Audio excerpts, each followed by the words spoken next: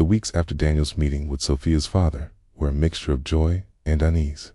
Their love felt unshakable when they were together, yet every time Daniel looked into the future, he felt the weight of expectations pressing down on them. He pushed himself harder in his studies, determined to prove he was more than a boy from an ordinary family. Sophia, in turn, became his anchor, reminding him with every smile, every touch, that what mattered most was not the judgment of others, but the bond they shared. Yet the whispers around campus grew louder. Friends who had once supported them now avoided eye contact, some out of jealousy, others out of fear of being associated with a relationship that seemed destined for conflict. Sophia, however, remained unshaken. "Let them talk," she would say, her eyes fierce. "They don't know us." But Daniel worried. He hated that her reputation, her peace, was being sacrificed because of him. One night, as they sat by the lake, Daniel spoke what had been on his mind for weeks. "Sophia, maybe we should slow down. Maybe we should think about what this is costing you." Her gaze snapped to his, sharp and unyielding. "Don't you dare, Daniel. Don't you dare make decisions for me. I know what I want. I want you. Isn't that enough?" His heart pounded, torn between fear and love. But her conviction silenced his doubts. The pressure from Sophia's father intensified.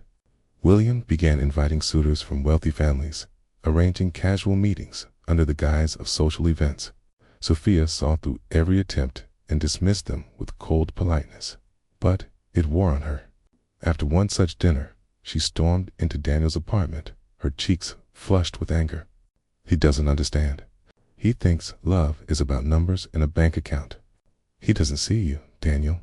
He doesn't see what I see." Daniel held her as she trembled, wishing he could shield her from the weight of her father's ambitions.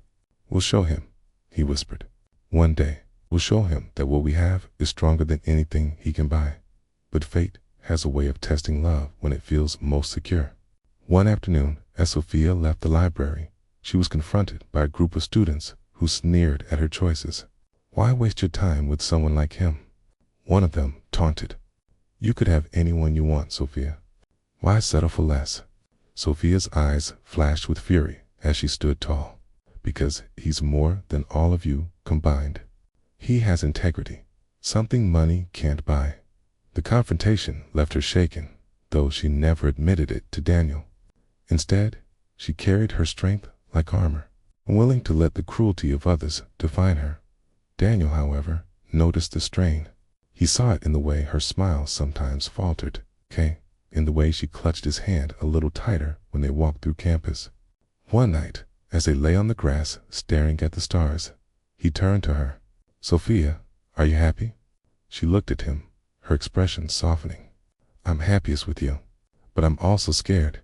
Not of us, but of the world. It feels like it's always trying to pull us apart." Daniel took her hand, pressing it to his chest. "Then we'll fight together. Whatever comes, we face it as one." Her eyes shimmered with tears as she whispered, "Promise?" He nodded.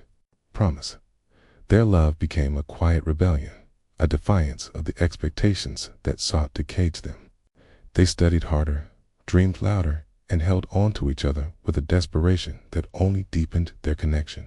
Sophia began volunteering at community centers, inspired by Daniel's stories of his neighborhood. Together, they tutored children who couldn't afford private lessons.